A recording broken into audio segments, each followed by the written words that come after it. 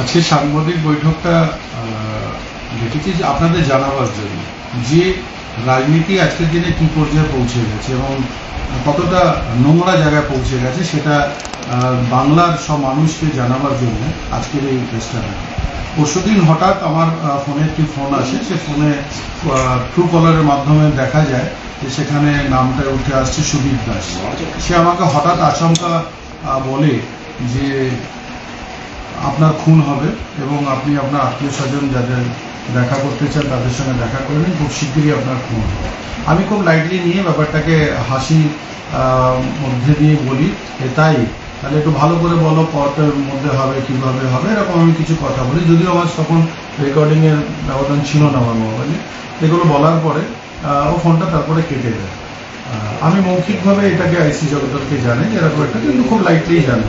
কিন্তু পরবর্তী দেখা যায় কালকে আবার 12:24 সেই একই ফোন থেকে আমার কাছে ফোন আসে এবং ফোন আসার পরে বিস্তারিতভাবে সে বলে যে আমার খুন হবে এবং ইন্দিরা গান্ধীর খুন হয়েছিল সিকিউরিটি থাকা সত্ত্বেও, বাংলাদেশের এমপি এসেছে তার খুন হয়েছে, আমি কোন ক্ষেতের মূলো সেটাও বলে। আমি ওকে বলি যে আমি অনেক ক্ষেতের মূলো, ঠিক আছে, আর আমি কোনো গাজর মূলো নয় যে তুমি আসলে এবং আমাকে কেটে দেবে, ঠিক আছে। তারপরে সে বলে যে অনেক বেশি বাড়াবাড়ি করছিস, তোর শেষ এসে গেছে, খুব শিগগিরই তোকে খুন করা হবে, এসব নানান কথা বলে। তার মধ্যে আমি বলি তোকে টাকা কে দিয়েছে আমাকে খুন করার টাকা, এবং আমি কয়েকটি নামও তাকে বলি এবং সে সেটাকে কিছু বলে না এবং তারপরে বলে বেশি বাড়াবাড়ি করিস না, তোকে শেষ পর্যন্ত বলে দিলাম তোর খুন হবে, বলে সে ফোনটা কেটে দেয়।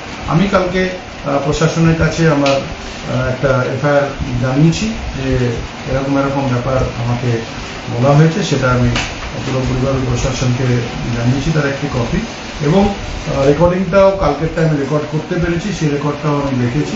আমার বক্তব্য হচ্ছে যে এই ধরনের নোংরা রাজনীতি আমি কোনোদিনও আগে দেখিনি।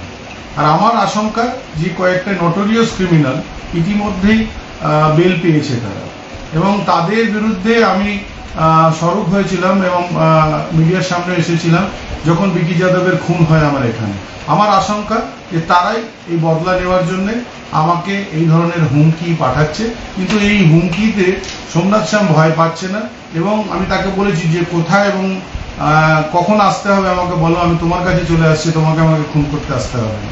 তো আমার যেটুকুন সন্দেহ যে যারা ইতিমধ্যেই ছাড়া পেয়েছে, যারা নটোরিয়াস ক্রিমিনাল, যারা মানুষকে খুন করে ভাড়াটে খুনিকে দিয়ে, তারাই হয়তো এই খুনের চক্রান্ত করছে। এর আগেও আমি বলেছিলাম, তখন আমি কিছু রাজনৈতিক উদ্দেশ্যপূর্ণ নিশ্চয়ই রাজনৈতিক উদ্দেশ্যপূর্ণ না, তো আমার ব্যক্তিগত কারোর সাথে কোনো ঝগড়া নেই, কোনো অশান্তি নেই, কোনো রকম দ্বেষ নেই কারোর সাথে। এটা নিশ্চয়ই রাজনৈতিক, যারা মনে করছে আমি পথের কাঁটা হয়ে দাঁড়িয়েছি তারাই হয়তো আমাকে সরাবার একটা চেষ্টা করছে। কিন্তু প্রশাসনের উপরে আমার পুরো আস্থা এবং বিশ্বাস আছে, আমি সেটা প্রশাসনকে জানিয়েছি। কিন্তু আমি 100% না হলেও অনেকটাই এটা বলতে পারবো যারা জেল থেকে ছাড়া পেয়েছে তারা এটাকে তাদের উদ্দেশ্য করে তারা এটা করানোর চেষ্টা করছে, এবং আশঙ্কা করছি যে তারা এই ভাড়াটে খুনিদের ইতিমধ্যে এখানে এনে এই জিনিসগুলো করানোর চেষ্টা করছে, কিন্তু প্রশাসনের আগে তারা এটাই পার পাবে না। নিরাপত্তার অভাব বোধ করছেন? নিরাপত্তার অভাব না, আমার সাথে সিকিউরিটি আছে, এছাড়া আমি কোনো নিরাপত্তার অভাব করছি না। এটা জানাবার দরকার, বাংলার মানুষকে জানানো দরকার যে কি ধরনের রাজনীতি আসছে, এই বহিরাগতরা কি ধরনের রাজনীতি করার প্রচেষ্টা করছে, যে বাংলায় খুন করে মানুষকে সরিয়ে দিয়ে রাজনীতি করবে। এই রাজনীতির পরিবেশ বাংলায় ছিল না, এই বাংলায় কোনোদিনও ছিল না। সেই পরিবেশটাকে শেষ করে আবার নতুন পরিবেশ আনতে হবে, যেখানে সবাই সবার রাজনৈতিক প্ল্যাটফর্ম থেকে তার রাজনৈতিক উদ্দেশ্য এবং কথা বলতে পারবে। পুলিশ কিছু করতে পারছে না? আমরা জানিয়েছি পুলিশকে, পুলিশ নিশ্চয়ই সেটা ডিটেক্ট করার জন্য তার কিছু আইনি ব্যবস্থা নিতে হয়। এটা বলার পরে তাদের কোর্ট থেকে একটি পারমিশন নিতে হয় এইটা এনকোয়ারির জন্য, সেটা নেওয়ার পরেই তারা ফার্দার এগোতে পারবে। আমার পুরো বিশ্বাস আছে যে খুব শিগগিরই এই যে হুমকি দেওয়ার যে মানুষ সে ধরা পড়বে, এবং এর পিছনে কারা আছে সেটাও ধরা পড়বে। যদিও আমি প্রকাশ্যেই বললাম আপনাদের যে যারা জেল থেকে ছাড়া পেয়েছে ইতিমধ্যে, যারা খুনে অভিযুক্ত, যারা ভাড়াটে খুনি দিয়ে খুন করে, তারাই এই হুমকিতে জড়িত আছে, সেটা বাকিটা পুলিশ খুঁজে নিশ্চয়ই বার করবো। এরা সন্দেহ কি কেন করছেন? প্রাথমিক বলছি, জানতে পেরেছেন কিছু যে কেউ বিধানসভার ফোনটা স্পিকারকে পাঠিয়েছে? কি জানাবেন? বিধানসভার স্পিকারকে জানাবেন বিষয়টা? আপনি একজন বিধায়ক তো। আমি নিশ্চয়ই জানাবো। আমি প্রথম পদক্ষেপ হচ্ছে আমার প্রশাসনকে জানানো। আমি সেটাকে লিখিত আকারে জানিয়েছি। এর পরেরটা আমি স্পিকারকেও জানাবো, আমার দলকেও জানাবো, সবাইকে আমার জানানোর কর্তব্য যেখানে যেখানে আমি জানাবো। আমি নিরাপত্তার জন্য নয়, এই যে নোংরা পরিবেশ এবং রাজনীতি যেটা বাংলার বুকে শুরু হয়েছে, এটার প্রতিবাদে আমি নেমেছি এবং এটাকে আমি সামনে এনেই ছাড়বো। এর আগে কোনো রাজনৈতিক দলের আশ্রিত বলে দুষ্কৃতি বলে মনে হয়? নিশ্চয়ই মনে হচ্ছে। এর আগে যে বিকি যাদবের খুন হলো, অনেকেরই খুন হলো, আপনারা দেখলেন তারা কে বা কারা এবং কোন দলের আশ্রয় ছিল।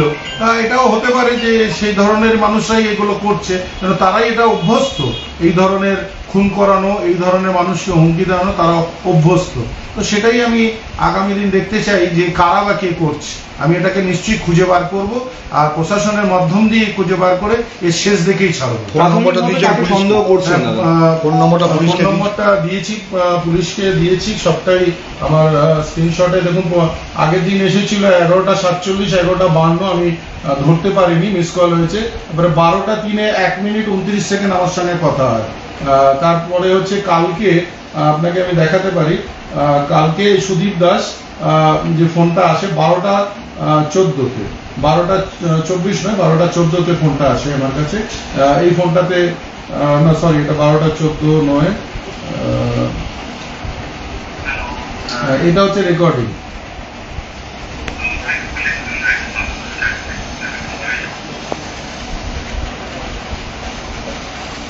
দেখি এই রাজ্যে বসে পরিকল্পনা না ভিন রাজ্যে বসে পরিকল্পনা? না, ফোন নম্বরটা যা দেখাচ্ছে সেটা এই রাজ্যেরই ফোন নম্বর। এই রাজ্য।